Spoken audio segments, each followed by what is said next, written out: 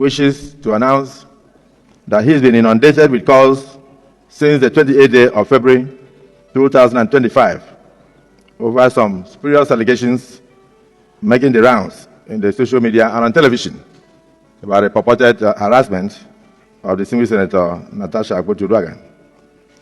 While I am aware that the matters are in court, however, I would like to state clearly that at no time did I ever attempt any sexual harassment on the said distinguished Senator Akpabio or any other woman for that matter. I and my siblings were raised very well by my late single mother. She died in the year 2000, through very difficult times, and I therefore have the highest regards for women. Even at demise, I still cry till today. I also wish to state that I also have 4 beautiful daughters. So at no time will I ever harass any woman, and I've never done so. In addition, even as a state governor, I was awarded various awards. One of them was the one you wish to know, the most gender-friendly governor in Nigeria. I served between 2007 and 2015. To God be the glory.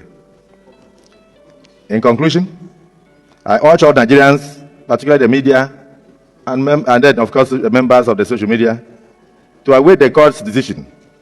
And please do not jump to conclusions on matters of mere allegations.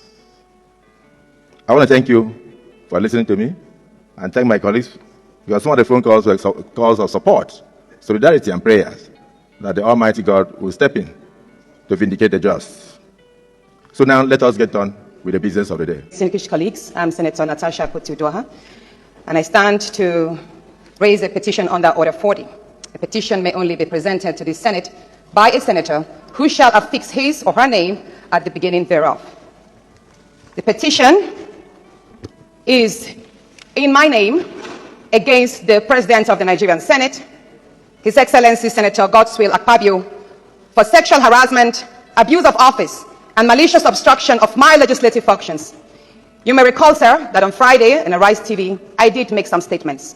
And I have decided to narrow these statements in a formal petition against the President of this Senate. So if it may please you, I would humbly step forward and lay this petition. Thank you. You may proceed. This is court now.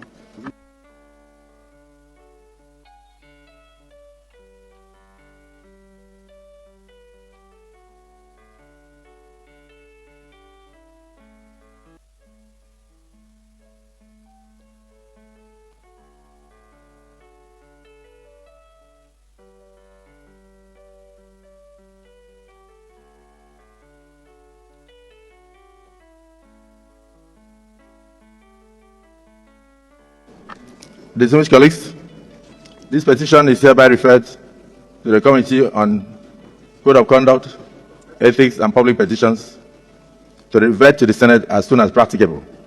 The petition she presented today is actually dead on arrival. And I say that because it runs contrary to Order 40, subsection 4, that no senator may present to the Senate a petition signed by him or herself.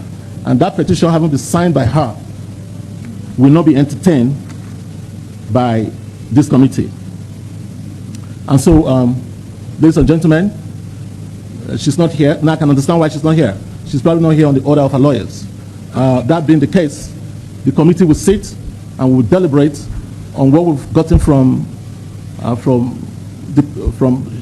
distinguished senators that have presented their cases before us, and the Sergeant at Arms, and based on our rule books and all other documents that is available to us, to make a decision here, and then make a referral to the full Senate. Reactions have trailed comments made by Senator Florence Itagiwa right here on Arise News after she faulted Senator Natasha Akpabio's sexual harassment claim, saying that once women become senators, they can't be sexually harassed. One of the reactions was a 2018 video of award-winning writer Chimamanda Ngozi Adichie, where she talked about how gender roles are assigned and continue to be perpetuated. Let's take a look at that video before we come back for a discussion. I find it quite infuriating to hear people, men and women, who respond to a woman's story of harassment with questions like, why is she coming out now? Why didn't she report it right away? I knew that the world did not give to women the same dignity that it gave to men. I was aware of how much the socialization of women was focused on men. Don't wear a miniskirt so that men will not read. We should change laws that diminish women, but changing mindsets is even more important. We should enact policy that supports women, but changing cultural attitudes is even more important. Why did we teach girls to aspire to marriage, but we didn't teach boys to aspire to marriage? So a man would be called confident, but a woman would be called arrogant. A man would be strategic, a woman would be manipulative. A man would be a leader, a woman would be controlling. The behavior is the same. What is different is the body exhibiting that behavior. So I began to see that when people judged a woman for being aggressive or ambitious or annoying, it really wasn't the qualities of ambition or aggression that they were judging. It was actually women that were being judged. Absolutely on point. I thought it was important to highlight that absolute remarkable comment from Chimamanda Ngozi Adichie on the role of gender and gender inequality, how it plays in women in politics as well. Rufai. I said the exact same thing, if you remember, here yesterday, that I'm not surprised that it is another woman that will come and berate a woman for speaking out. Because society has so much programmed them. It's always the woman that takes the fall in society. She's always the one not behaving well in the marriage. She's always the one there's something wrong with. She can never be right in all of this. This case has happened now. Nobody's calling for investigation. A senator came here and said, why was she following the Senate president on a tour? And that was a calculated attempt to be able to twist Natasha's own side of the story. So it's a cultural thing. And a lot of women that support this aberration, they don't know they are victims of society already. So they've twisted their mindsets. And that's why you hear what she said yesterday, that even if you're high up there, you can't be, that once you get to the Senate, you can't be sexually abused or you can't be sexually harassed. So it also goes back to the point of, some people will argue that things like affirmative action, put some seats, is good. But I think it's tokenism. Except we get to the point where we can have a cultural shift that can really accept women as very viable players in the grand scheme of things in society. We have not arrived. So we can do tokenism from today till tomorrow. And that's why I keep saying Rwanda might not be a good example, but I give kudos to them for what they did. How they were able to bring women into the polity. We need to impress upon that culture. Absolutely. How do people change culture? Thomas Isodore Noel Sankara in the 70s, in the 80s, when he took over Burkina Faso, there was also that problem. But he enforced it by ensuring that there were days where the men went to do shopping for the women. There were days where women's rights were respected. There were days where women too also held positions. We need to deliberately work at changing that culture of misogyny and making the one man ahead and denigrating women if we want to move society forward. Ayo, very quickly, thank you so much for sharing that video by Chimamanda Ngozi Adichie, forever speaking on behalf of women and speaking the realities of women. And I'm glad that there's a voice, a female voice, who's also telling the reality of a lot of women about how every time you hear, many times when you hear about sexual harassment, the first thing is, what did you do? Yes. So as if to make it seem that the woman must be complicit for the reason why it's not in all cases. Then to the seats where the Senate president, first of all, the wife of the president, is asking that one seat is created in the Senate and in the House of Representatives, making a total of 74 in the House. I think beyond the seats, as we've seen in the last few days, it's not just about beyond the seats, it's the kind of women that are elected into those positions that matter even more than creating those seats. Dr. Very quickly on gender policy. In 1995, there was the Beijing conference. Arising from the Convention against for the elimination of discrimination against women, CEDAW. We had Beijing Plus 5, we had Beijing Plus 10. There was also the Maputo Protocol. All of that about centering women properly in the political decision-making process across the world. Nigeria participated in all of those processes, but Nigeria is far behind. Now, Nigeria's population, 50% women, but in terms of political representation, the National Assembly today, we have less than 4% of Nigerian women in that place. Politicians have said, we will give women opportunities and all that, but what dominates is a patriarchal system. Yes. Now, a few years back, I think in 2020 or so, Nigeria came up with a national gender policy.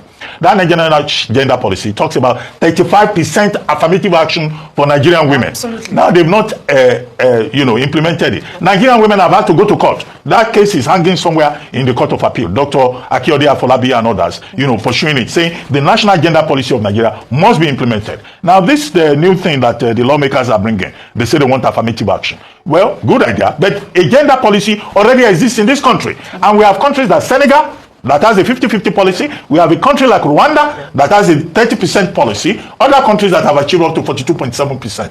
Why is Nigeria far behind? This is an issue that we have to address. And that's why in politics, patriarchy, dissenters, Nigerian women. And it's unfortunate that that is the case. Absolutely. I mean, well said, you all. I'd like to thank you really. Have you guys seen the kind of mindset that you voted into the Senate? If you have context to be a Senate and has won the election, you have gone beyond being sexually harassed. If you listen to Ireti's interview, the same thing. The bone of contention is that they are condemning the fact that Natasha is taking things too far and Natasha is lying. This brings me to talking about women. Women, let's stop the envy among ourselves. Women are just few in the Senate, just 4 of you. But look at what the 4 are doing. They are already divided. If 4 female senators are in the Senate and one is being disrespected because she's beautiful, she's younger, she's looking smarter, is now a thing of jealousy among the women. 2 out of the 4 are already against her. If the remaining one comes out to say a different thing, then I'll be surprised. This is the kind of women we have in our society. This is not me saying side your fellow woman when she's wrong. Why the envy? Why the hatred among women? And you're looking forward to rule the world. You're looking forward to have a larger number of women in the Senate. You cannot genuinely love the 4 of you in the Senate. Already you're gossiping each other. You're hating on each other. I see some women boys saying, I don't work well with women. I work more with men. You know, women have this kind of negative energy. It's not the women that has the negative energy. It's you. Because you feel that if a woman comes to be a competition to you, it is okay to work with the opposite sex. What I'm saying is women learn to love each other genuinely, without hatred, without competition, without gossip. Look at the kind of mindset they elected him to be a senator. If a girl child is going through harassment and through molestation, can she run to this kind of person for rescue? Obviously no, because she would be doubted, she will be bullied, she will be called a liar. Where are we headed to as women in politics, as women in leadership? Where are we headed? Alright guys, thanks for watching. Please don't forget to subscribe to this channel, and please my love, don't forget to turn on the post notification bell so that you'll be the first to be notified whenever I post a video. I love you. See you in my next video. Bye.